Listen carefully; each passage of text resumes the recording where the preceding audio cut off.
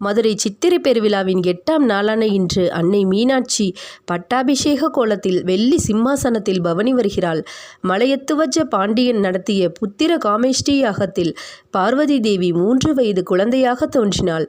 தடாதகை என பெயரிட்டு வளர்த்தான் மன்னன்.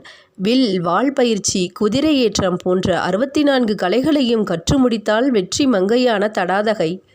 தடாதகை பருவ வயதை அடைந்தாள். மன்னன் மகளுக்கு பட்டம் சூட்டி இளவரசியாக்கினான்.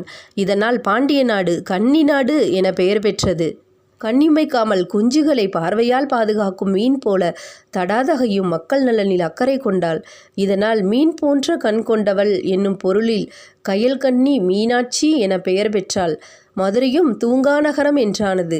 ராஜ அலங்கார ஆடை ஆபரணத்துடன் பாண்டியர்க்குரிய வேப்பம்பூ மாலை சூட்டி பட்டாபிஷேக கோலத்தில் பவனி வரும் அன்னை மீனாட்சியை தரிசித்தால் மன நிறைவான